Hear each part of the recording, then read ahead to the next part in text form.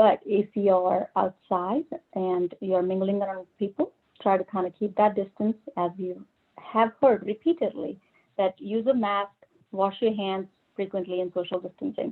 Those are the key to prevent and not get extra exposure to the viral load. More virus in your system, again, the battle is going to be not in your favor. So let's be aware of that. Coming back to the treatment, now everyone's heard the big names like remdesivir and favipiravir. So those two are the antivirals.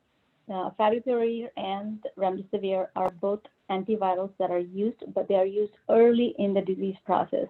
A lot of people have asked me, where can we get this medication? Because now this condition has worsened. So a lot of times it may not be as effective. So be aware of that. And there is also a shortage, I hear, in India with these antiviral treatments. So we are trying to work with pharmaceutical companies to ship some of the medications, and we're working on that. So hopefully we can get more pharmaceutical companies to help us out with that, and then more of the medicine will be available. But for now, prevention is the key. If you haven't gotten it, don't think you cannot get it. Anyone can get it. And while treating patients, I got COVID as well last year, and luckily I could manage it with simple treatments like just taking paracetamol, rest, and fluids, vitamin C, D. So hopefully we all can beat the battle just with this. But there are people who have high-risk conditions like diabetes, or they may be immunocompromised, or they may be on other medications that lowers their immune system. Those people have a bigger likelihood of getting the virus. So in that situation, we definitely want to use those medications. The other thing is vaccines. If they're available, please take them. There's nothing better than that. And I know in the questionnaire, I've seen a couple people ask me about vaccine efficacy. And it's not about the efficacy. It is about take the vaccine, let's increase our immune system, because vaccine helps to build soldiers in our body to fight the infection. So let's kind of work on that. I'm sorry, I gave you a long answer, but that I wanted to make sure I kind of talked about the introduction. Covid గురించి doctor గారు చెప్పి ఉన్నారు. మరి ఏ విధంగా అది శ్వాసకు సంబంధించిన వ్యాధి, మరి అది మన తుమ్మినప్పుడు, దగ్గినప్పుడు ఆ తుంపర ద్వారా మనకు వ్యాపిస్తుంది. మనం ఇంట్లో ఉన్నట్లయితే, ఒకరికి వచ్చినట్లయితే మిగతా వారికి చాలా సునాయాసంగా వస్తుంది. బయటికి వెళ్ళినప్పుడు జాగ్రత్త పడాలి, మరి మాస్క్ ధరించాలి, మరి దూరం పాటించాలి. మరి ఆ విధంగా మనము దీన్ని ఎదుర్కోవచ్చు. ఒకవేళ వచ్చిందంటే మనలో ఉన్నటువంటి ఆ యొక్క ఇమ్యూన్ సిస్టమ్ అన్నది పోరాడుతుంది. ఆ పోరాటంలో ఒకవేళ ఇమ్యూన్ సిస్టమ్ ఓడిపోయినట్లయితే మరి కోవిడ్ బారిన పడుతూ ఉంటారు. కాబట్టి మనం జాగ్రత్త పడాలి. ఒకవేళ వస్తే దానికి మరి ట్రీట్మెంట్ ఉంటుంది. మరి రెమ్డెసివిర్, ఇంకొక ప్యాపే అనే ఇంకొక మందు ఉన్నది. ఆ 2 మందులే ఉన్నవి, కానీ అవి విరివిగా దొరకట్లేదు ఇండియాలో. కాబట్టి రాకుండా ఉండటానికే ముందు జాగ్రత్త పడాలి. మరి అదే విధంగా మరి ఈ కోవిడ్ గురించి ఇన్ని విషయాలు మరి మీతో నేను పంచుకున్నాను. ఇవి ముఖ్య అంశాలు వీటిలో. You can go ahead. Yeah, thank you, bro. Doctor, the second question is like a person who was positive and later on RT-PCR. After how long should the test be done again? Once a test is done and it is positive, we do not recommend retesting, because again, it may not be always very accurate. If you are positive, the bottom line is you're testing to see if you have it positive and to treat it accordingly. And there's no recommendation if you're clinically better, if you don't have fever, fatigue, shortness of breath, cough, or any of the ailments, there's no need to recheck it. There's no recommendation for retesting or saying, oh, I'm now COVID-free. So what are the chances that you're going to get it again in the next 2 hours? We don't really recommend retesting to see if you're negative. మరి ఇక్కడ ప్రశ్న ఏంటంటే, ఒకసారి Covid వచ్చిన తర్వాత, అది నిర్ధారణ అయిన తర్వాత మళ్ళీ ఎప్పుడు టెస్ట్ చేసుకోవాలని మరి డాక్టర్ గారు ఏం చెప్తున్నారంటే, ఆ కోవిడ్ వచ్చిన తర్వాత మళ్ళీ టెస్ట్ చేయాల్సిన అవసరం లేదు. దాన్ని మరి డాక్టర్ గారు సిఫారసు చేయట్లేదు. ఎందుకంటే మరి ఒకసారి పాజిటివ్ వచ్చిన తర్వాత కోవిడ్ వచ్చిందని నిర్ధారణ అవుతుంది. ఆ తర్వాత మందులు వాడాలి. మనకి జ్వరము, దగ్గు ఇలాంటివన్నీ తగ్గిపోయి ఆరోగ్యంగా ఉన్నప్పుడు ఇంకా టెస్ట్ చేయాల్సిన అవసరం లేదని చెప్తున్నారు. Right, Doctor. The next question is like there's a lot of talk about this plasma donation and things like that to help people. So the question is, who can donate plasma, and within what time of recovery should the plasma be donated? Initially, when we first started knowing about COVID, we came up with a lot of different things, and this is one of those things. Now, the studies show that it's not as effective. We used to test people for antibodies and then take their plasma and inject. But right now, the recommendation from the WHO is it's not as effective. So there's no recommendation for plasma donation or giving somebody plasma. మరి ఈ ప్రశ్న ఏంటంటే మరి plasma donation అనేది ఎవరు చేయాలి, మరి Covid వచ్చిన తర్వాత ఎంత సమయం తర్వాత ఆ ప్లాస్మాని తీసుకోవాల్సిన అవసరం ఉంది? డాక్టర్ గారు ఏమంటున్నారంటే మరి మొదటి దశలో వారు ఈ ప్లాస్మా వాడటం ఉపయోగించారు, కానీ WHO మరి సిఫారసు చేస్తుంది ఈ ప్లాస్మా వాడటం వల్ల ఉపయోగం అన్నది చాలా తక్కువగా ఉందని, కాబట్టి ఆ ప్లాస్మా అన్నది వాడట్లేదు ఈ మధ్యలో అని. Right. The next question is like about the COVID positive patients. There are diabetics and non-diabetics. So is there any difference in the diet plan for the diabetic and non-diabetic patients? Definitely. Diabetics, imagine they have high sugar, right? These are sweet people. And they have a lot of sugar in their blood circulation, which means they attract bacteria or viruses or any infections. Bacteria, virus, and infections thrive on glucose. So if their sugar levels are high, their risk of having more or worse infection is much higher. So I recommend that diabetics especially have to be very careful about maintaining their sugar levels lower or in the normal range. And that is not only their medications, but the way they're eating.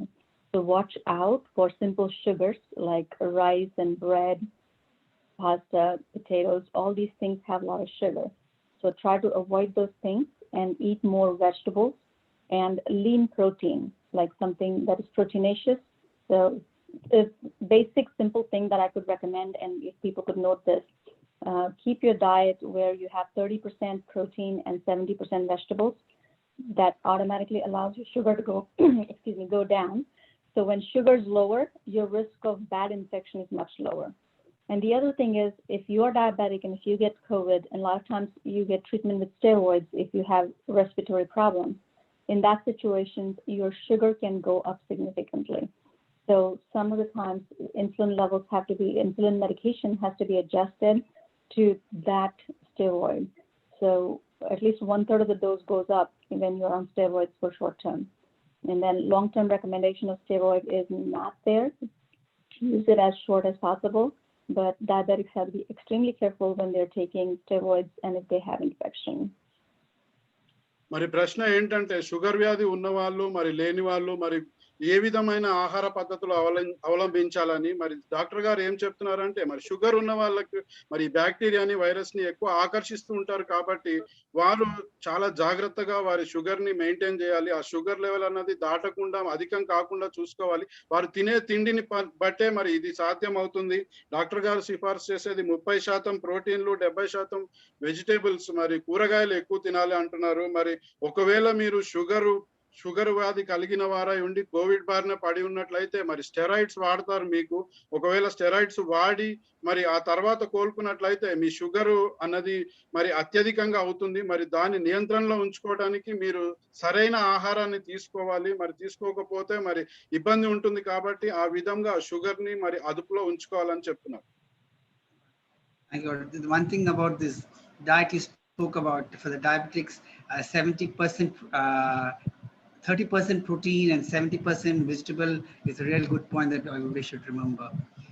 Yes, doctor, the next thing is actually asked for patients who are not vaccinated and they became positive and they recovered.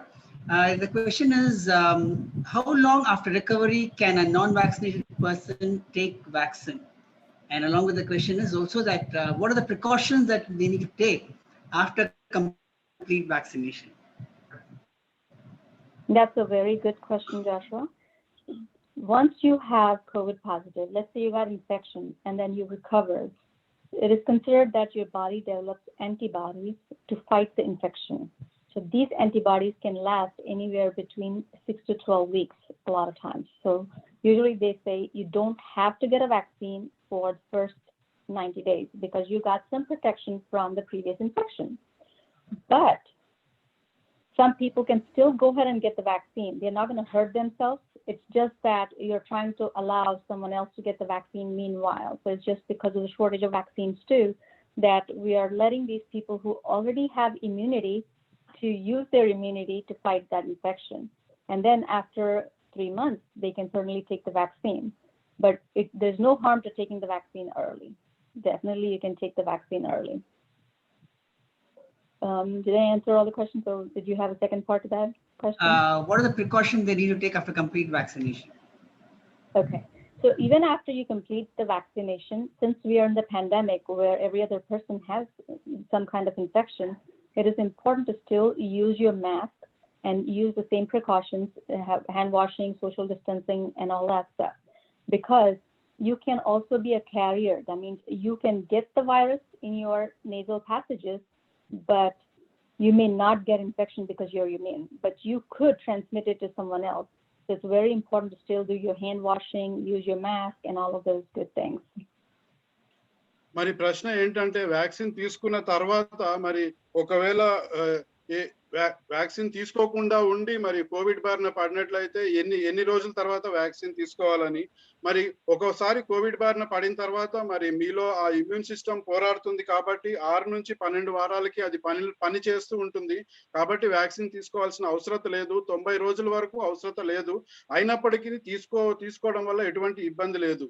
ఒకవేళ మీరు vaccine తీసుకున్నా కూడా మీ నుంచి ఇతరులకు సంక్రమించే అవకాశం ఉంది కాబట్టి మాస్క్ వేసుకోవటము, చేతులు కడుక్కోవటము ఇవి చేస్తూనే ఉండాలి. This is a very important point, doctor, because once we vaccinate, we should not take it for granted that yes, now we won't be infected. You need to think about the others too. Thank you. Right, and also it takes time.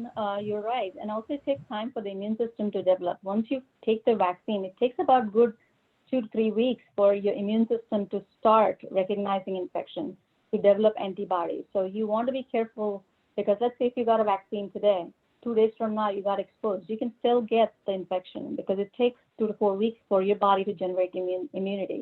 So you got to be careful in that period of time. And a lot of times people feel secure that now they got vaccines, they are kind of safe, but it's not safe. Again, vaccines are good to prevent or decrease your risk for severe infection and hospitalization, but you can still get smaller infections meanwhile. So just be aware of that. The deadly disease or deaths from vaccines have been lesser. So people who are vaccinated, their deaths after COVID, if they got a COVID infection after vaccination, their risk of getting severe infection and dying is lesser. So that's what the vaccine is for. So you still got to be careful. So, for example, in the United States, right now, the CDC has opened up people's groups, meaning in the past they were all locked down, but now they opened up and they said people who are all vaccinated, they can mingle without masks. But people, let's say one is vaccinated and one is not, you cannot still mingle without masks. So something to be aware of. So same thing in India too. Right now, since we are in the pandemic time, until everybody's vaccinated in the next 3 to 6 months, just kind of keep that protocol. Don't let your guard down. Be careful. Every life is important. మరి vaccine తీసుకోగానే vaccine పనిచేయటం మొదలు పెట్టదు, 2 నుంచి 3 వారాల తర్వాత పనిచేస్తుంది. కాబట్టి మరి జాగ్రత్తగా ఉండాలి 2-3 వారాలు. అదే విధంగా వ్యాక్సిన్ తీసుకున్న తర్వాత కోవిడ్ రాదని కాదు, కానీ కొద్దిగా రావచ్చు. మరి మరణం వరకు తీసుకువెళ్ళేంత కోవిడ్ రాదు, కొద్దిగా వచ్చి ఇన్ఫెక్షన్ వెళ్ళిపోతుంది. కాబట్టి జాగ్రత్తగా ఉండాలి. మరి వ్యాక్సిన్ తీసుకున్న వాళ్ళు, తీసుకోని వాళ్ళు మరి కలవద్దని మరి అమెరికాలో చెప్పి ఉన్నారు. అదే విధంగా ఇండియాలో కూడా మరి వారిద్దరూ కలవకుండా ఉండటానికి ప్రయత్నించాలి. Doctor, there's a question related to the same fact. Somebody has asked this, like, I took vaccination and the same day symptoms of COVID started. Now I feel better, but now I'm taking care of my husband. Is it possible for me to get infected again? Also, how long after recovery should I take my next dosage of vaccination? And that's a very good question. again, same thing, when you're immunized, it takes time to develop immunity. So it depends on the time when you took the vaccine and then you're caring for a person who is sick with COVID. So let's say if you took the vaccine and it's been 4 weeks out, then you are significantly immune. So you could still care for the other person, but still use your mask, because you don't want the virus sitting in your nasal passages, because the other person around you may not be immunized and they can keep getting, you will be shedding your virus back and forth. So still use your precautions by using your mask, hand washing, social distancing, and all that stuff. But is there protection? Definitely. Your risk of getting another infection is a lot lower, and that's why we are vaccinating. But at the same time, is there a zero risk? No. There always can be a risk. And like I said, you can get infection, but it may not be as severe. And that's why don't let your guard down. Please use your precautions. And thank you for caring for the other person. మరి vaccine తీసుకున్న వెంటనే నాకు Covid వచ్చింది, మరి ఆ తర్వాత జ్వరం వచ్చింది. మరి నేను నా భర్తను మరి జాగ్రత్తగా చూసుకోవచ్చా, లేక ఎప్పుడు నా రెండో డోస్ తీసుకోవాలని అడిగినారు ప్రశ్న. దానికి సమాధానంగా డాక్టర్ గారు ఏమన్నారంటే, మరి వ్యాక్సిన్ తీసుకున్నామంటే పూర్తిగా సురక్షితం కాదు, మరి అది వచ్చే అవకాశం ఉంది, మరి అది నాసిక రంధ్రాల్లో ఉన్నప్పుడు మరి ఇతరులకు సంక్రమించే అవకాశం ఉంది, కాబట్టి మాస్క్ వేసుకుని మనము మరి ఉండాలి. మరి వ్యాక్సిన్ వేసుకోగానే అది పనిచేయదు, కొంత సమయం తర్వాతే అది పనిచేయటం మొదలు పెడుతుంది. మరి ఆ విధంగా జాగ్రత్తలు తీసుకోవాలి. Now, Doctor, I think this is with in India we have this first this Covishield. It has been told that the first it was told 8 weeks, now 12 weeks to 16 weeks, and all the stuff. With that, somebody's asked a question: if a person has taken the first jab, how many weeks should he wait for the second dosage for Covishield or Covaxin, especially for those above 50 years? Or for vaccination? Go ahead. Sorry, go ahead. No, for diabetics, and the person is focusing on diabetics and people above 50. The recommendation for vaccine and duration is same for everyone, no matter what. So depending on what the package says, if Covishield has to be done in 4 weeks, do it. But the minimum time between 2 doses is at least 3 weeks, 2 to 3 weeks. So don't take it early because you may not benefit. But whatever the company recommendation is for that particular vaccine, just follow that, whether you're diabetic, non-diabetic, elderly, or young, or adolescents, but just be mindful of the duration that's been listed on the package insert. మరి ఒక మొదటి vaccine కి రెండో vaccine కి మధ్య ఎంత కాలమానం ఉండాలని మరి ప్రశ్న అడిగినారు. దానికి డాక్టర్ గారు ఏం చెప్పారంటే, మరి వారు ఏం చెప్తారో మరి ఇచ్చేటప్పుడు ఆ రికమెండేషన్ ని మనము ఫాలో అవ్వాలని. మరి 4 వారాలు అంటే 4 వారాలు, 6 వారాలు అంటే 6 వారాలు, కానీ 2 నుంచి 3 వారాల లోపల అయితే తీసుకోవద్దు, ఎందుకంటే అట్లా తీసుకోవడం వల్ల అది పనిచేయదు కాబట్టి. Right. Now, and then if you take it later, for example, let's say it's been the first shot you got it, but then you're trying to get the second shot, you never got it.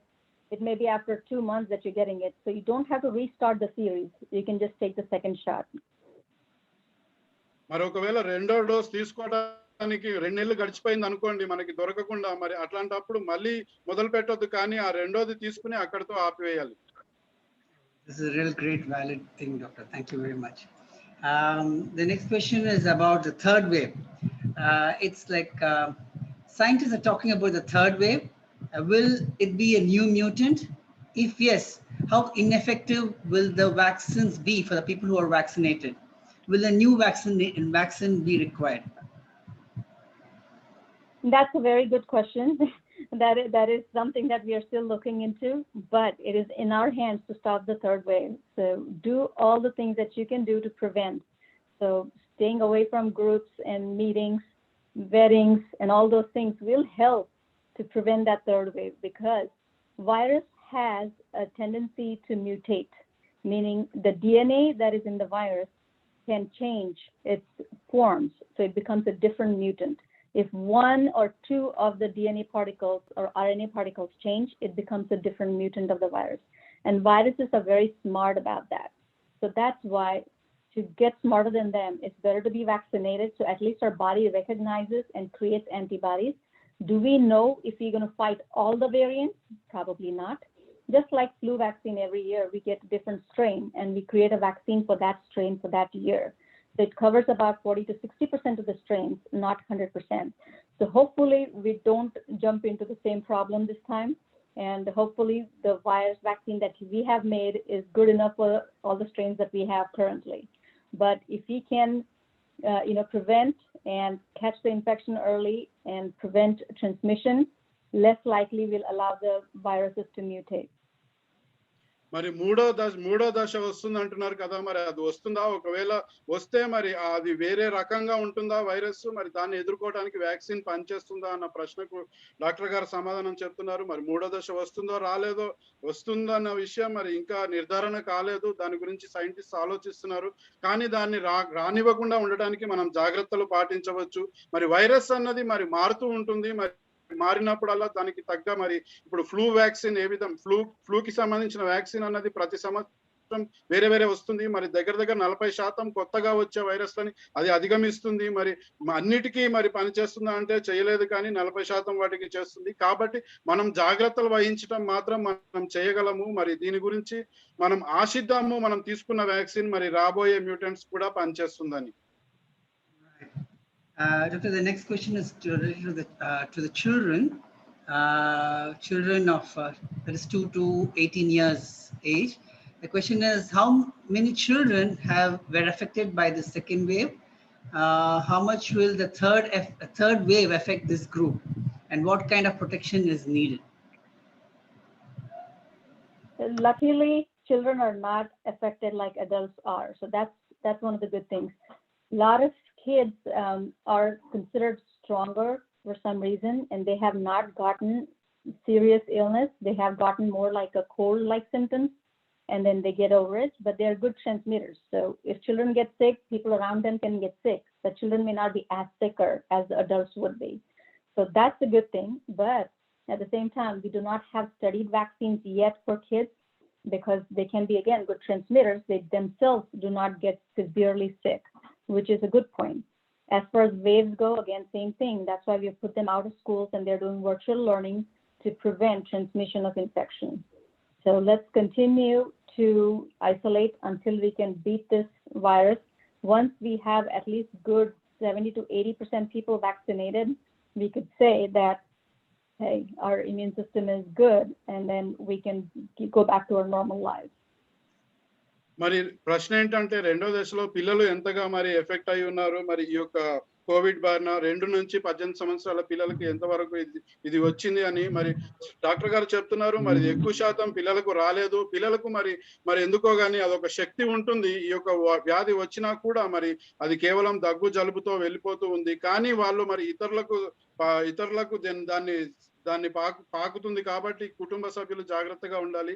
అందుకే మరి స్కూళ్ళు ఆపేసి ఉన్నారు. మరి ఈ యొక్క సమస్యకు పూర్తి పరిష్కారం వచ్చేంత వరకు వాళ్ళని మరి జాగ్రత్తగా కాపాడుకోవటము, మరి జాగ్రత్తగా ఉండటమే మరి ముఖ్యం. Next question is about this black fungus, the new fear that is running around in India. The question is, black fungus is something new that's seen in people who have been affected. What is it? How does it appear? What age group does it affect the most? So mucormycosis, which is also the black fungus, has been commonly found here in India more than in the United States. So we all have been questioning about why it is more in India or in that area particularly. So we were thinking about, okay, is the immune system too low in India, or is it that these people are diabetics or they have immunocompromised situation? Definitely people who have diabetes, their chance of getting mucormycosis or black fungus in their nasal cavities and sinuses is much higher, and it is a very serious illness, okay, because the fungal infection can be deadly and life-threatening. So it's very important to identify it and manage it. The reason we thought was maybe because of overuse of antibiotics or overuse of steroids allowed the opportunistic infections to take birth in those nasal passages and sinuses. But also there was another thought, again, we do not know this for sure, but there's a thought that if we are not using all the equipment that is sterilized, or if they're using masks, or if they're using the tubing system for nebulizer machines from patient to patient and they're not sterilized. We're wondering if the infection is transmitting from those, because fungus multiplies quickly when there is moisture. So if there is moisture in the tubings and people are inhaling through the inhalers, we're wondering if that is the risk of transmission, because immunocompromised people would be all over the world. But why it is much higher in India, we are not sure. We're thinking if there's a sterilization issue of the tubing system used between patients. మరి ప్రశ్న ఏంటంటే మరి black fungus అని అంటున్నారు, మరి దాని అది ఎలా ఉంటుంది, మరి అది ఎందుకు ఇంత ఉధృతంగా మారింది అని డాక్టర్ గారు ఏం చెప్తున్నారంటే, బ్లాక్ ఫంగస్ అమెరికాలో కన్నా ఇండియాలో ఎక్కువగా మరి ప్రభావం చూపిస్తుంది. దానికి కారణాలు వెతకడానికి ప్రయత్నించినప్పుడు వాళ్ళు ఏమనుకున్నారంటే, మరి వాళ్ళలో ఈ ఇమ్యూన్ సిస్టమ్ అన్నది బలహీనంగా ఉండటమో, లేకపోతే షుగర్ వ్యాధి ఎక్కువ ఉండటం ఉన్న వాళ్ళు ఎక్కువ ఉండటమో, లేకపోతే ఆ ఇమ్యూన్ సిస్టమ్ అన్నది మరి అది కొలాప్స్ అయిపోవటమో దానివల్ల జరిగింది అని. మరి వీరు మరి ఇంకొక విషయం కూడా గమనించారు, దీన్ని నిర్ధారించలేదు కానీ అలా అనుకుంటున్నారు. ఒకవేళ మరి ఈ వాడే సామాగ్రి అన్నది మరి సరిగా స్టెరిలైజ్ చేయకుండా వాడటం వల్ల మరి ఆ యొక్క గాలిలో తేమ ఉంటుంది కాబట్టి ఆ తేమను బట్టి ఈ ఫంగస్ అన్నది పెరిగే అవకాశం ఉందని అనుకుంటున్నారు. మరి సరైన నిర్ధారణకైతే ఇంతవరకు రాలేదు, కానీ ఈ బ్లాక్ ఫంగస్ అన్నది ప్రాణాంతకం కాబట్టి మరి షుగర్ వ్యాధి ఉన్న వాళ్ళు జాగ్రత్త వహించాలి, అది వచ్చినప్పుడు దాన్ని కనిపెట్టాలి. Right. The next question is regarding the vaccination, Dr. Again. If a person has taken the first dose of Covishield, can they also go for Sputnik 5 as it is 95% effective? I get that question a lot. We don't recommend going between shots based on efficacy. Okay. I can understand availability, but it is not recommended just because the vaccine is more efficacy, it has a better efficacy than the other. It does not really matter when it comes to one individual, okay?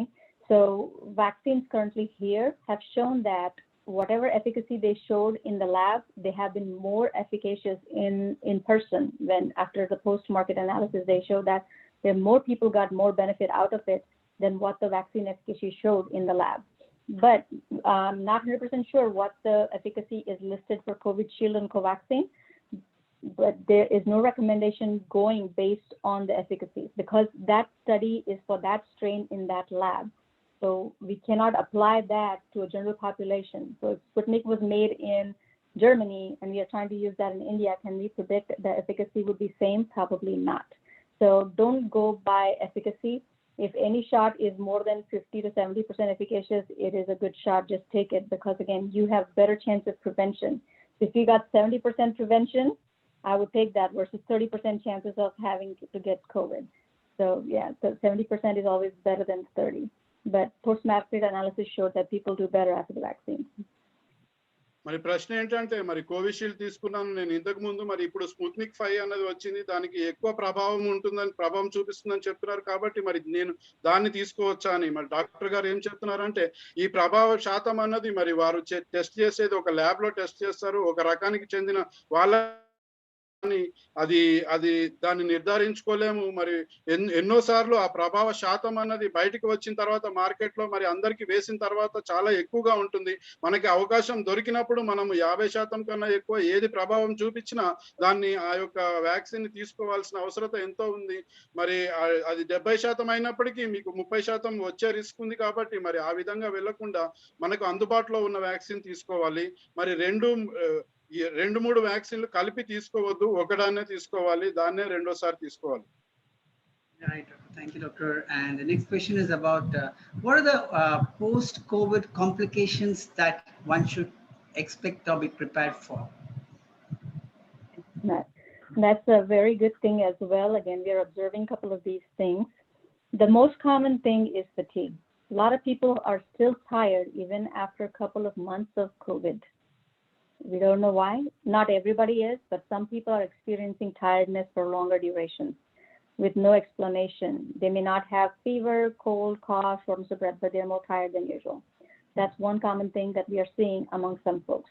The second other thing that's recommended to look for is, again, if you're diabetic, to check for your sugars, because after initial infection and your body going through a lot of stress, your sugars can fluctuate a lot.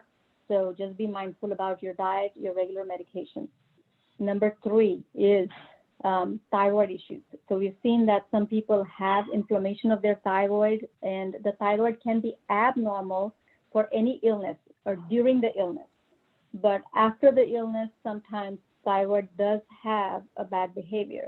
So that's why we recommend testing your thyroid hormones after the infection is over to check and make sure they're stable. If they're not, then your medications need to be adjusted based on how it looks. And it may be short term, we don't know. More than likely it is, but you do need to see an endocrinologist and get your thyroid function test to check for it, and then treat based on what your results show up. But don't test or be aggressive while you have the infection, because everybody's thyroid will be abnormal when you have active infection. But after it is over and it's been like a month or 2 months, then pay attention to your thyroid. If you're feeling fatigued, that's something to check for. And if it is abnormal, treat it appropriately. మరి ప్రశ్న ఏంటంటే Covid వచ్చిపోయిన తర్వాత మరి ఎటువంటి సమస్యలు తలెత్తుతాయని, మరి చాలా ఎక్కువ సమస్యలు ఏం తలెత్తుతున్నాయంటే మరి నీరసంగా ఉంటుందని, మరి చాలా మంది 2-3 నెలల తర్వాత కూడా ఆ నీరసానికి లోనవుతున్నారు. అది ఎందుకో మరి కనుక్కోలేకపోయారు ఇప్పటి వరకు. మరి ఇంకో విషయం మనం గమనించాలి, ఈ యొక్క కోవిడ్ కి వాడే మందుల తర్వాత మీ యొక్క షుగర్ అనేది లెవెల్స్ మారవచ్చు, కాబట్టి దాన్ని పరీక్షించుకోవాలి. ఇంకో విషయం, ఈ థైరాయిడ్ సమస్య కూడా రావచ్చు. మరి ఇన్ఫెక్షన్ ఉన్నప్పుడు మరి ఎన్నో మందులు వాడతారు కాబట్టి దానివల్ల థైరాయిడ్ తర్వాత వచ్చే అవకాశం ఉంటుంది, కాబట్టి దాన్ని పరీక్షించుకోవాలి. కానీ ఇన్ఫెక్షన్ ఉన్నప్పుడు పరీక్షించవద్దు. 2-3 నెలల తర్వాత థైరాయిడ్ గురించి పరీక్షించి మరి దానికి కావాల్సిన మందులు వాడాల్సి ఉంటుంది. The next question is about hypoxia. What are the signs of hypoxia and what are the precautions can we take to avoid it? Hypoxia is a condition which means there is low oxygen. Hypo is low, oxia is oxygen. So when there is low oxygen, obviously we are creatures that work on oxygen. We have full 2 oxygen tanks. We have 2 lungs that have to be fully filled with oxygen and functioning well for us. But imagine if your oxygen tanks are infected with COVID virus or any virus, those will not function like we want them to. So oxygen is our primary necessity every minute. So oxygen levels have to be above 95, definitely 97 to 100%. So most people, if you warm up your hands and check your oxygen, it is about 97 to 100%, and that is normal, okay? And hypoxia is going low on oxygen. So how low is the question? Most people who smoke for long periods of time, their oxygen levels are around 92% a lot of times. Not too good. Of course, you're breathing all that smoke into your lungs. Your oxygen tanks are filled with smoke. Same thing when you have infection, there is inflammation inside your lungs. So your oxygen tanks are not performing to their best. So what happens is you feel tired. So when instead of getting 100% oxygen, now if you're getting only 90% oxygen, you're going to be tired. So fatigue is the most common symptom when you have low oxygen. The other thing is you can feel short of breath, like you cannot get a good deep breath. Even if you're breathing, you feel like I cannot get enough air into my lungs. The other thing is you could cough, or you could cough. I mean, it could be dry cough, it could be a wet cough, but you will have some coughing symptoms. That is another common symptom of low oxygen. But most people are like so tired. If their levels are under 90, they are a case to be hospitalized. So anytime we are under 90, you got to be in the hospital on oxygen, period. So definitely from 100% or 97%, if you're dropping, that's called low oxygen. But below 90, it is hypoxia. You got to be in the hospital on oxygen. So once your body beats the infection, your lungs start functioning better, your need for oxygen will go down, and that's how we know that they are improving. But a lot of people, when you see that they are so tired they cannot get out of bed, check their oxygen, more than likely it will be low. Or they may be normal at rest when they're sitting down. As soon as they start walking, you need more oxygen to run your machine. And when your body is not able to provide that more oxygen, you feel fatigued or tired. That's how you know that you need more oxygen and you're hypoxic. The best way, that's the clinical way to find out, but the best way is check your pulse ox with a cheap pulse oximetry. But always remember to warm up your hands really well before you check it so that you got blood circulation to your fingers. You put the pulse oximetry and check it. It should read 97 and above. Anything below that, you start being careful. And definitely below 92 or 90, you want to be high alert. If you're not a smoker, you're going down towards 92, you want to start thinking about what's going on and recheck it again. You know, take all the precautions. Vitamin C, D, zinc, and proning position for oxygenation also has been very helpful. So there is, I can send you some handouts if you would like, how to do proning. But if you sleep in a prone position, meaning on your belly, your oxygen levels seem to improve. So somebody who feels like their oxygen is low, go ahead and do that. And a lot of times when you're just sitting down and not doing anything, we're not deep breathing. So we are using only the top portions of our lungs. So learn to deep breathe. So take a deep breath in, hold, let go. Take a deep breath in, hold, let go. So when you do that, you open up your lungs more. You're using the bottoms of your lungs, which are normally a lot of people are not using because they're not thinking about their lungs. So breathing exercises are the key. If you want to get more oxygen, do your breathing exercises at least twice a day, every day. And proning is another way to increase your oxygen. మరి hypoxia అంటే ఏంటి, మరి అది ఎలా సంభవించవచ్చు అని అడుగుతున్నారు. మరి హైపాక్సియా అంటే ఆక్సిజన్ లేకపోవటము, దాని లేమి వలన ఈ హైపాక్సియా అన్నది కలుగుతుంది. మరి ఆక్సిజన్ అన్నది పల్స్ మీటర్ తో చెక్ చేసినప్పుడు సాధారణ మనిషికి 95 కన్నా ఎక్కువ ఉంటుంది. 97 నుంచి 100 వరకు ఉండొచ్చు ఏమన్నా ఎక్సర్సైజ్ చేసినప్పుడు. కానీ అది 92, మరి సిగరెట్లు ఎక్కువ తాగే వాళ్ళకి 92 వద్ద ఉండొచ్చు. కానీ 90 కన్నా తక్కువ ఉంటే మాత్రం మరి ఆక్సిజన్ మీలో తక్కువ అయిందని. మరి ఆక్సిజన్ అనేది మన ఊపిరితిత్తుల నుంచి వస్తుంది కాబట్టి, ఈ కోవిడ్ ఊపిరితిత్తుల్ని మరి అటాక్ చేస్తుంది కాబట్టి, దానివల్ల ఆక్సిజన్ లేమి అన్నది మన శరీరానికి తెలుస్తుంది. నీరసంగా అయిపోతూ ఉంటాము. దానికి కావాల్సిన విటమిన్ సి, డి, జింక్ అట్లాంటివి వాడవచ్చు. దానికి కావాల్సిన ఎక్సర్సైజులు చేయవచ్చు. బోర్లా పడుకోవటం వల్ల మీలో ఆక్సిజన్ ని మరి ఇంకా ఎక్కువగా శ్వాస తీసుకుని వదలటం వల్ల ఈ యొక్క ఆక్సిజన్ ని మీరు పెంపొందించుకోవచ్చు. కానీ 90 కన్నా తక్కువ ఉంటే మాత్రం ఆసుపత్రికి వెళ్లాల్సి ఉంటుంది. మరి ఈ యొక్క ఆక్సిజన్ లేమి వల్ల మన శరీరం పనిచేయకుండా ఉంటది కాబట్టి మా నీరసం అన్నది వస్తుందని గమనించాలి. Thank you, Doctor. It's very informative. Doctor, next question is about, actually this question that I'm going to ask, already you've told about this many times, but still specifically somebody's asking, so I'm just asking again. Can a vaccinated person get infected with COVID? Yeah, like I said initially, once you're vaccinated, you can be protected, but you can still get the virus that can sit in your nasal passages or sinuses. You may not get a big infection, but you can still suffer something like a minor cold, okay? The vaccination helps to prevent hospitalizations or deaths from COVID. It does not prevent getting small infections like a cold. You can still get it. So just be careful. Since we are in the pandemic, it is important to still prevent and do all that precautions. You need to still take all the precautions while we're in the pandemic, meaning every other person is infected around us. So the chance of keeping on getting the virus that stays in our system is much higher. So can you get the infection again? Yes, you're not completely 100% immune. Nobody can give you something that is 100% efficacious, right? So depending on how much immunity you have, you can still get the infection. మరి vaccine తీసుకున్న తర్వాత మనం ఎంతవరకు సురక్షితం, మళ్ళీ Covid రాదన్న guarantee ఉందా అన్న ప్రశ్న వేసినందుకు డాక్టర్ గారు చెప్తున్నారు. మరి ఇన్ఫెక్షన్ రాదని అయితే చెప్పలేము మరి 100%, ఎందుకంటే ఎవరు 100% ప్రభావ శాతాన్ని చూపించట్లేదు. ఆ ఇన్ఫెక్షన్ నాసిక రంధ్రాల్లో ఉంటుంది. మన ఇమ్యూన్ సిస్టమ్ ని బట్టి అది ఎంతగా పనిచేస్తుందో దాన్ని బట్టి మనకు అది ప్రాణాంతకంగా మారకపోవచ్చు. అదొక చిన్నపాటి దగ్గు జలుబుతో వెళ్ళిపోవచ్చు. మరి ఇది మనకి రాదు అన్న గ్యారంటీ లేదు, కానీ మరి అది కొద్ది శాతంలో వచ్చి తొందరగా వెళ్ళిపోతుంది. వ్యాక్సిన్ వేసుకోవటం వల్ల అది ప్రాణాంతకంగా మారదు. Doctor, this question about person who is recovered from COVID, do they have to do any test before taking their vaccination? That's a very good question. Again, if you had infection and you recovered, the assumption is that you're going to be immune for 90 days at least. You can get the vaccine anytime.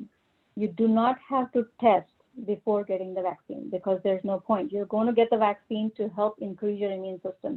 So you don't need to check whether you have the infection or not. If you're clinically fine, if you don't have any symptoms, you don't have fever, you're not sick, go ahead and get the vaccine. మరి Covid వచ్చిపోయిన తర్వాత మళ్ళీ test చేసుకోవాలా vaccine తీసుకునే ముందు అని ప్రశ్నించారు. దానికి doctor గారు చెప్తున్నారు మరి 90 రోజుల వరకు మీరు కోవిడ్ వచ్చిపోయిన తర్వాత 90 రోజుల వరకు మీ ఇమ్యూన్ సిస్టమ్ ఉంటుంది కాబట్టి దానికి పోరాడుతూ ఉంటుంది కాబట్టి మీరు మళ్ళీ టెస్ట్ చేసుకోవాల్సిన అవసరం లేదు. ఇంకా వ్యాక్సిన్ కూడా తీసుకోవాల్సిన అవసరం లేదు. ఆ 90 రోజులు ఆ తర్వాత మీరు వ్యాక్సిన్ తీసుకోవచ్చు, టెస్ట్ చేయాల్సిన అవసరం లేదు. Right. And one more thing is the test can remain positive for a long time.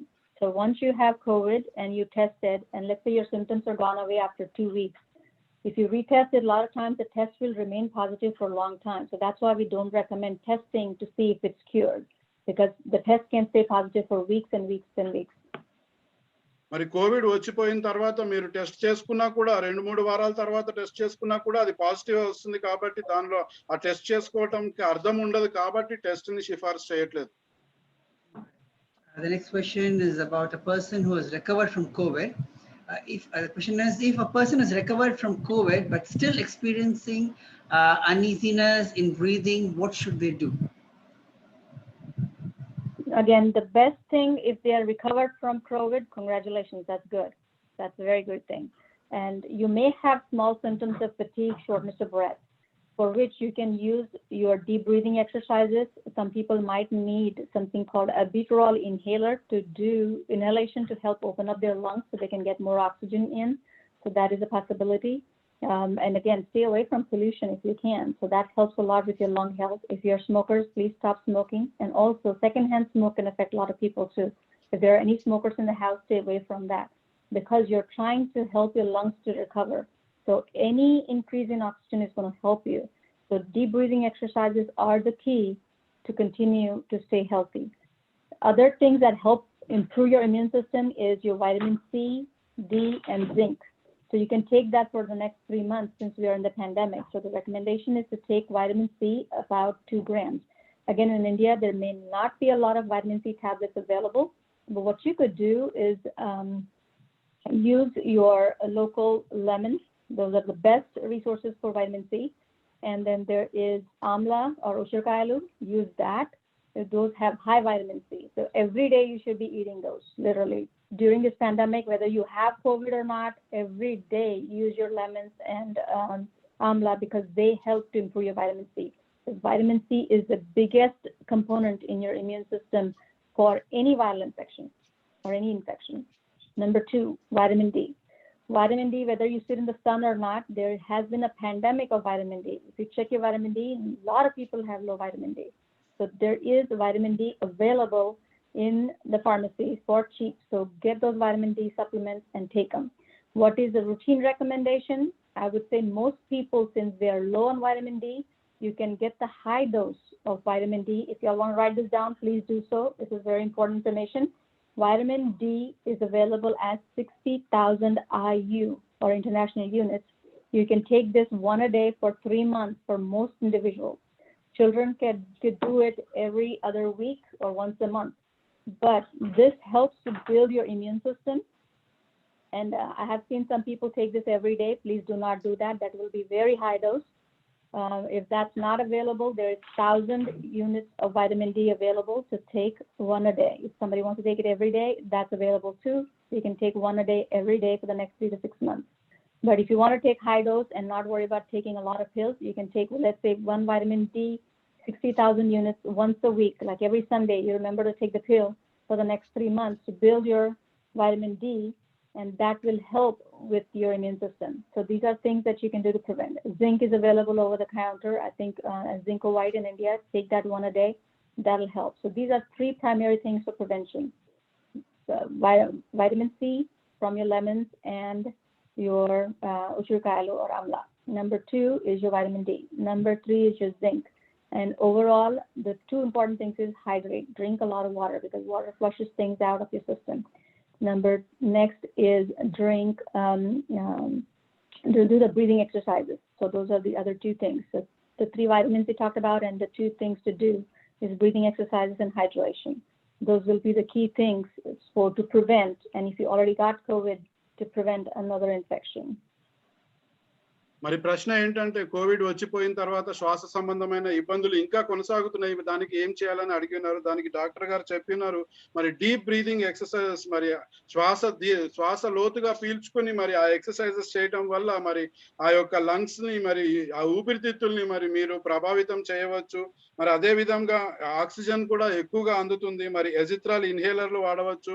మరి ఒకవేళ మీరు సిగరెట్లు వాడుతున్నట్లయితే వాటిని మానేయాలి. మరి సెకండ్ హ్యాండ్ స్మోకింగ్, ఇతరులు సిగరెట్లు వాడుతున్న దగ్గరికి మీరు వెళ్ళకూడదు. ఆ పొగ తీసుకోవద్దు.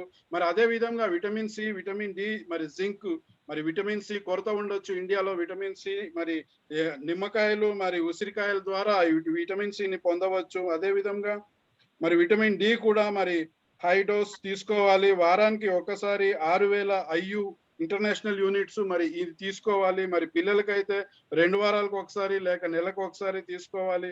మరి అదే విధంగా ఎక్కువ నీళ్లు తీసుకోవాలి. దానివల్ల దాన్ని బట్టి మనము ఆరోగ్యంగా మారవచ్చు. The next question, doctor, is the virus present in the air? How long will the virus be present in a COVID recovered patient's home? And actually, there's also that somebody else also had asked a similar question in which they said about if a corona victim dies, will the virus still be alive and how long will it be there? Basically, the surroundings, people are worried about the surroundings. How long will the virus be there? That's a very good question. Most viruses need human vectors. That means they live in human beings. Less likely they'll live outside for too long. But if there is droplets in that fluid, there will be viruses left. So the recommendation is to really clean up your house, your doorknobs with Clorox or bleach, something that will keep everything clean. Do that frequently. If there is somebody with COVID around the house, I always say, clean up everything around them, because if they cough or sneeze, the bacterial virus can stay around them for a while. And if this person is getting better, they can get reinfected with the same virus. So that is very likely. And also people around them can get reinfected. So literally wipe it down every day, at least once or twice a day, to keep all the surfaces clean. As far as the number of hours, we're not 100% sure.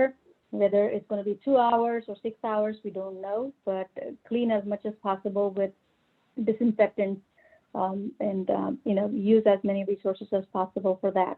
And again, home remedy, you can use your lemons for that, or you could use your vinegar, you could use bleach, you could use your Lysol, Clorox, whatever you get as an antibacterial, disinfectant to wipe down your countertops, tables, beds, wash your bed sheets regularly. So do all those things that you can, because we're not 100% sure the number of hours, but we know that they will stay on the surface for some time. And if you touch a countertop where there's droplet infection and you touch your face, you can get it. So again, the best other thing is don't touch your hands to your face, because once you touch it, you carry the virus to your face, and then from there they can migrate into your body through all the openings like your eyes, ears, or mouth or nose. So very important to kind of keep that in mind. Unless you wash your hands, don't touch your face. మరి ప్రశ్న ఏంటంటే Covid సోకిన వ్యక్తి ఉండే ఇంట్లో ఆ virus ఎంతకాలం ఉంటుంది, చనిపోయిన వారిలో ఆ వైరస్ ఎంతకాలం ఉంటుంది అని మరి ప్రశ్నకి డాక్టర్ గారు ఏం చెప్పారంటే, మరి ఆ తుంపర్లు ఉండటం వల్ల మరి వైరస్ మరి ఇంకొకరికి రావచ్చు. కాబట్టి పరిశుభ్రంగా ఉంచుకోవాలి. ఇల్లు ఎప్పటికప్పుడు మరి తుడుచుకోవాలి. మరి లైజాలు, డెటాలు ఇట్లాంటివి వాడి తుడుచుకోవాలి. ఇంకా మరి ఏదన్నా ముట్టుకుని మరి దాని తర్వాత మన ముఖాన్ని ముట్టుకుంటే అది అక్కడి నుంచి మనలోకి వస్తుంది. కాబట్టి మన ముఖాన్ని వీలైనంత వరకు ముట్టుకోకుండా ఉండటానికి ప్రయత్నించాలి. మరి చేతులు శుభ్రంగా చేసుకోవాలి. మరి ఇది 2 గంటలు ఉంటుందా, 6 గంటలు ఉంటుందా, 6 గంటల వరకు జీవిస్తుందా అని మనం చెప్పలేం. కాబట్టి ఇంకా ఏ నిర్ధారణకు రాలేదు. కాబట్టి పరిశుభ్రంగా ఉంచుకుంటే పరిసరాలు మనకే మళ్ళీ రాకుండా ఉంటుంది, ఇతరులకు సోకకుండా ఉంటుంది. But doctor, I just want to check regarding. I mean, recently there's been some articles saying that there is coronavirus in the air also. But is it present in the air? I mean, should we be conscious about it?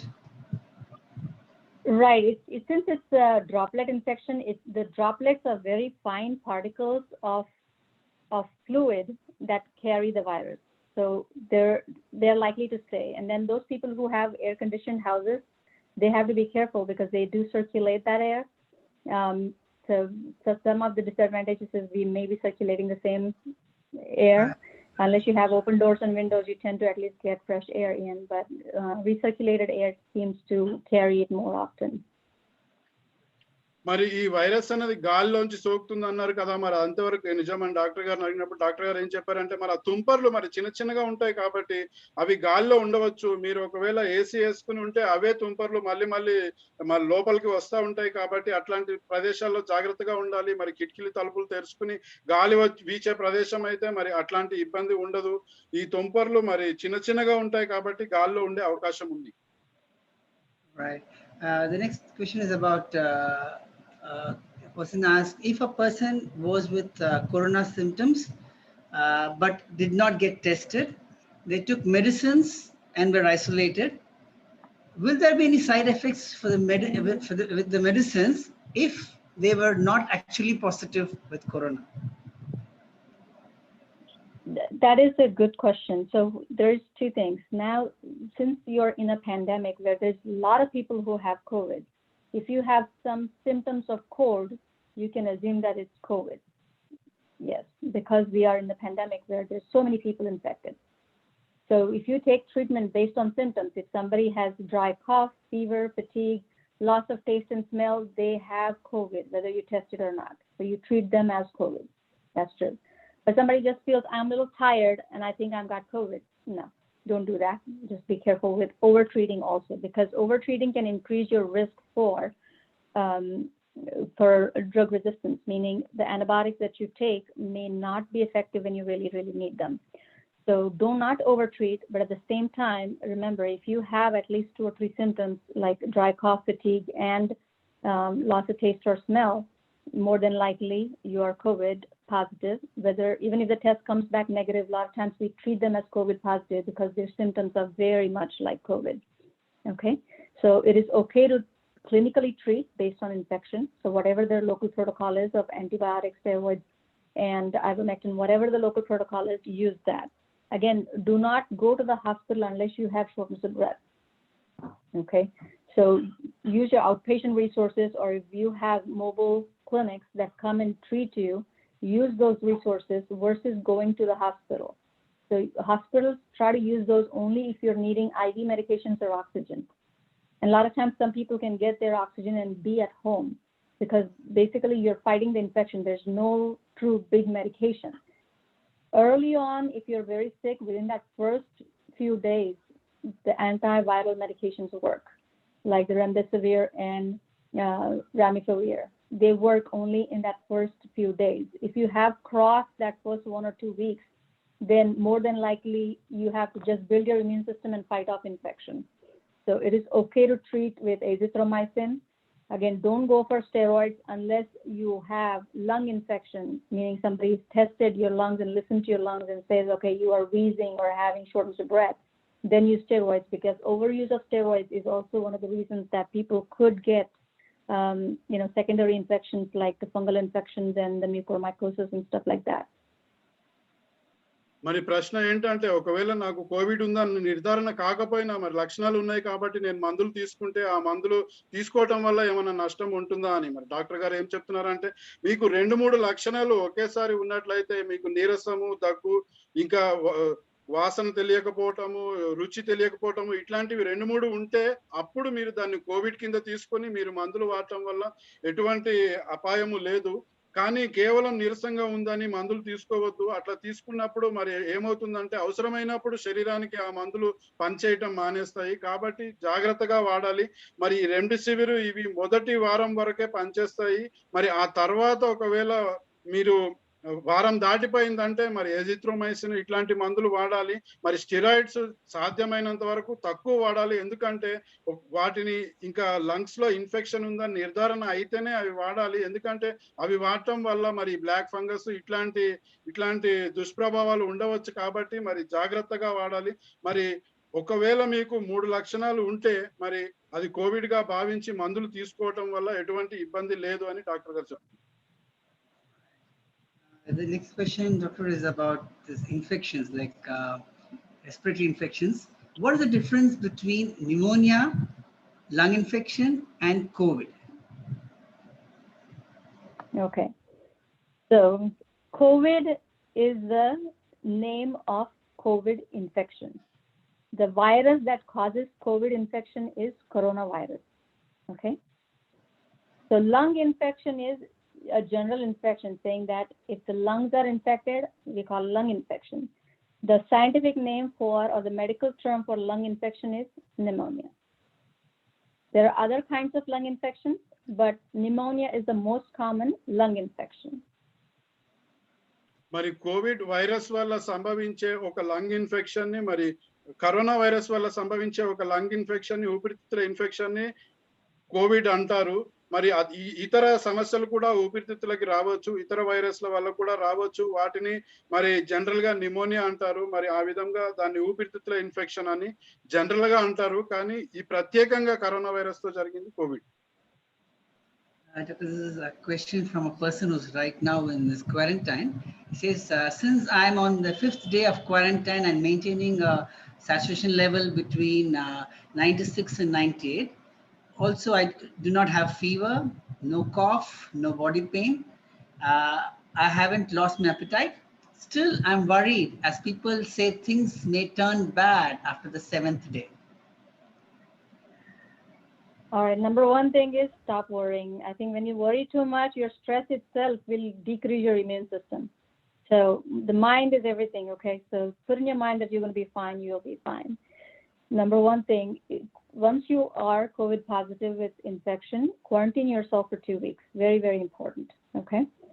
Number two, if you hydrate yourself, take your vitamin C, D, and zinc, and do your breathing exercises, more than likely you will build your immune system to fight off the infection and should not have any problem after that. So if you stay in fear, more likely it'll get you. So please don't be afraid. Just quarantine, enjoy your time. That's your time off from work and from everybody. Okay? మరి ప్రశ్న ఏంటంటే, నేను quarantine లో ఉన్నాను, 5వ రోజులో ఉన్నాను, నాకు జ్వరం లేదు, మరి శ్వాస కూడా బానే ఉంది, 97 నుంచి 99 వరకు చూపిస్తుంది oxygen level.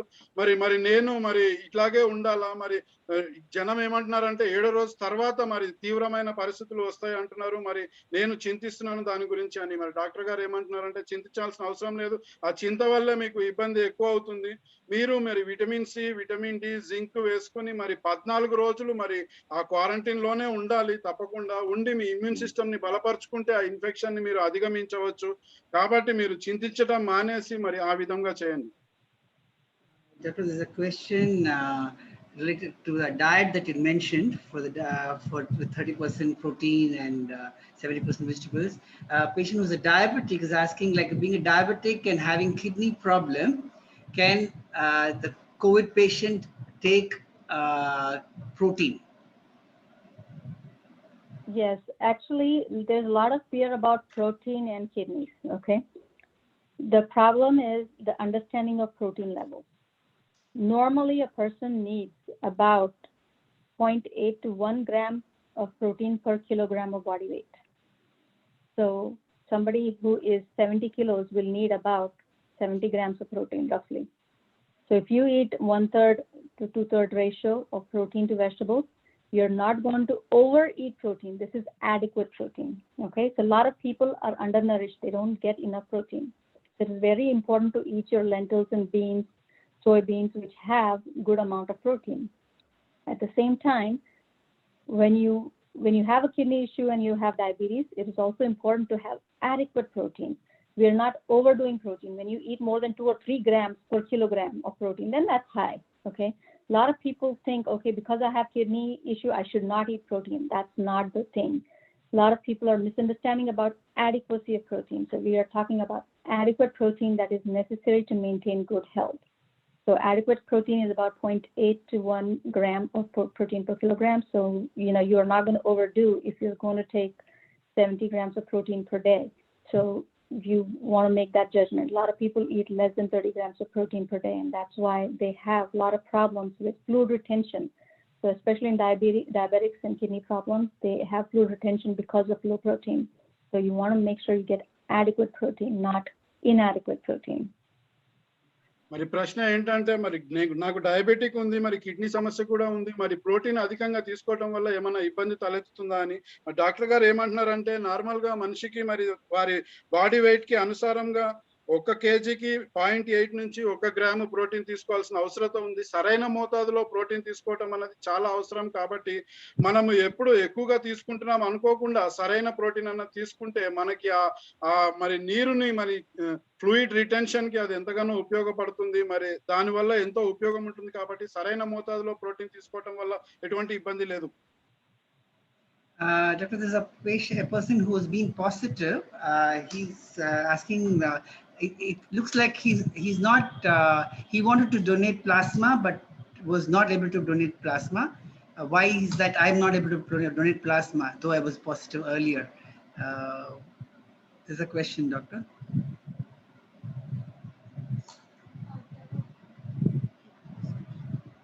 Sorry, doctor, we're not able to hear. Right now, the CDC and WHO are saying that we are not seeing as much efficacy with plasma. So that's why we're not doing plasma donations, or we're not collecting plasma at this time. That is what we know currently. Yeah, in the past we did it, but right now we are not thinking that that's as efficacious as other treatments that we have right now. మరి ప్రశ్న ఏంటంటే నేను Covid positive patient ని అయినప్పటికీ నా దగ్గర నుంచి plasma తీసుకోవడానికి నిరాకరిస్తున్నారు ఎందుకు అని. మరి ఈ యొక్క మార్గదర్శకాలు ఏ విధంగా ఉన్నాయంటే డాక్టర్ గారు చెప్తున్నారు మార్గదర్శకాలు ఈ ప్లాస్మా అన్నది పనిచేస్తుందని ఇప్పుడు వారు భావించట్లేదు. మొదటి దశలో భావించారు కానీ ఇప్పుడు భావించట్లేదు. కాబట్టి ఎవరి దగ్గర నుంచి ప్లాస్మా తీసుకోవట్లేదు. Right. Doctor, I'll go for the last question now. Can we take antibiotics and homeopathy medicine together after being tested positive for COVID? You could take, again, talk to your local doctors who give you those medications, because I'm not sure if homeopathy medicines have any lesser efficacy when you're on steroids, but to my knowledge, they should not have any problem, but please check with the local doctor who is giving you those medications. మరి ప్రశ్న ఏంటంటే మరి antibiotics తీసుకుంటున్నప్పుడు homeopathy మందులు కూడా వాడొచ్చా అని Covid ఉన్నప్పుడు. మరి డాక్టర్ గారు ఏం చెప్పారంటే మీరు మీ యొక్క లోకల్ గా ఉన్న వారిని డాక్టర్ ని సంప్రదించాలి. నాకు తెలిసి అయితే మరి ఎటువంటి ఇబ్బంది ఉండకపోవచ్చు హోమియోపతి మందులు వాడటం వల్ల యాంటీబయాటిక్స్ తీసుకునేటప్పుడు. The question is going on and on, but doctor, I think we'll wind up here. But just let the ones, of course, who have a lot of questions, please pass on the questions to us. We will get the answers, advices, and pass it on to you.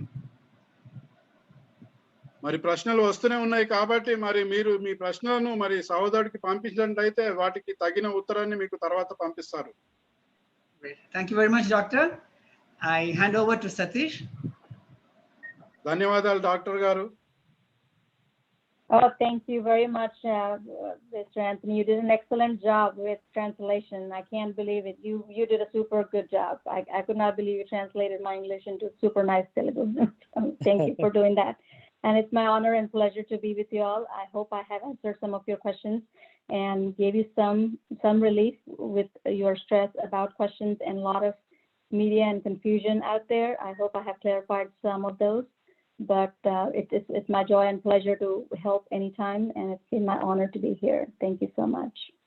Thank you very much, doctor. And thank you, Robert, for organizing this. Yeah, you're most One welcome. other thing I would ask, Robert, if you have recorded this, could you share that recording link with me, please? Yes, sure. And last thing, Jyoti, is it okay if you share about the website, which is free of cost for the Indians? And that would be great. Thank you. Absolutely. So everyone, we do have free service for all COVID patients from India. Basically, you or your family member can connect directly via eGlobal Doctors. I'm going to put that in your chat, eGlobalDoctors.com. It's a simple, straightforward website. On the first page itself, as you scroll down to the middle of the page, there is something called Connect. So all you have to do is connect with that one click. You will get to talk with a volunteer who will then help you connect with the doctor. So me and my whole physician team in the United States are trying to help out people in India and also take some of the burden off of the doctors there who are working 24/7, and the staff. I'm sure they're burned out doing all of that. So we are doing this service on weekends and after our clinic hours to help answer any questions you may have. So please visit that website, which is eglobaldoctors.com, and click on the link. There's timings given on there as well, and it is very simple and easy. A lot of people have used it. So let's say if you are in one city and somebody, your family member is in another city, both of them can connect and talk with a doctor and have all your questions answered. You can bring your labs, your blood work, your imaging studies, everything, and we'll put all that information together and give you the answers that we know. So I hope that helps.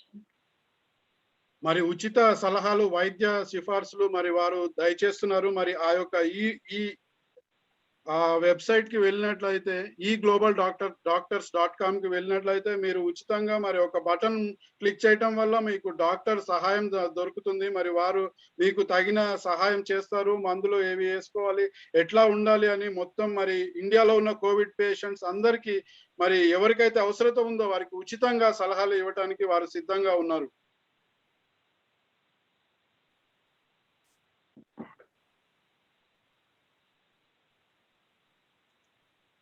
Satish bro, you can take over.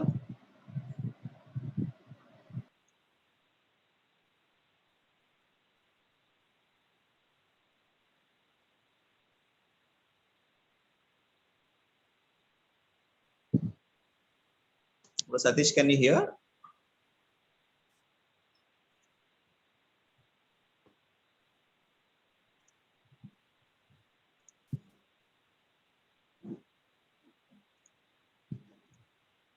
Ronak, can you check Satish is with us? Yeah. Yeah, Satish. Bringing everyone to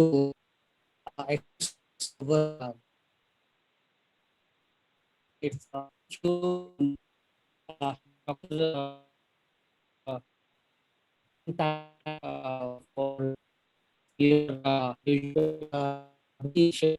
and bring It's not clear.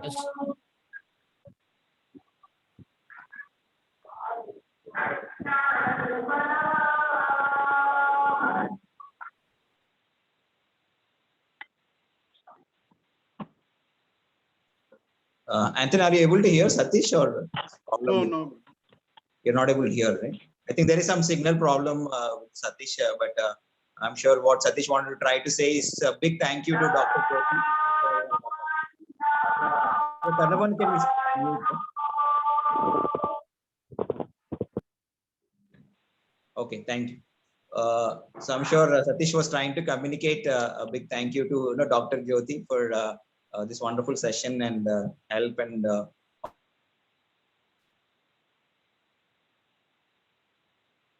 మరి doctor గారు ఇచ్చిన అద్భుతమైన సలహాలు మరి సహాయం గురించి మరి doctor గారికి కృతజ్ఞతలు తెలియజేస్తున్నాము. Yeah, we are very much grateful to you, doctor, for spending your valuable time with us and helping all of us and answering all the questions. మరి Thank you very much. It's my pleasure, my honor and pleasure to be here. I really appreciated all the questions. They were all great questions. Definitely. And then please make use of the eGlobal Doctors because it's free service. We're just trying to help out. And please feel free to ask any questions. There's no bad question. Please ask your questions, bring your reports so that your mind could be at ease. And we have a lot of doctors who are trying to help out. So please make use of it. There are doctors from different regions of India who have been here for years and years. They can speak different languages. They can speak in English if they want. And there's a lot of handouts they're giving out. So make use of that free service and pass it on to everyone that you know of so more people can benefit. So thank you very much. My pleasure being here. I appreciate it. Thank you, doctor. And also wanted to thank Robert and Satish who coordinated with doctor and helped. And want to thank Karnaban brother, who welcomed all of us, gave a warm welcome. And definitely, Joshua did a fantastic job, shooting a lot of questions, and amazing job done by Anthony. I mean, very well translated. We all could able to learn, and even Telugu we could able to listen and get answers to our questions. Thank you so much, Anthony, and all the brothers for this time that we all could able to have. Yeah, definitely. Thank you to Joshua, especially. Went through all the questions patiently. Thank you very much. And thank you, Robert, for organizing this, and Anthony for translating wonderfully. And and all the coordinators who have worked. I'm sure y'all have worked too hard to get everyone on board. So thank you very much. All right, I have to take a leave for another meeting. So I will say goodbye and have a good time. Please be stress-free. It's going to be okay. We have gone through a lot. We'll go through this one too. So take care. Bye-bye. Thank you. Thank you so much. Okay. Thank you, brothers. All right. Thank you, brothers, everyone. Thank you. Take care.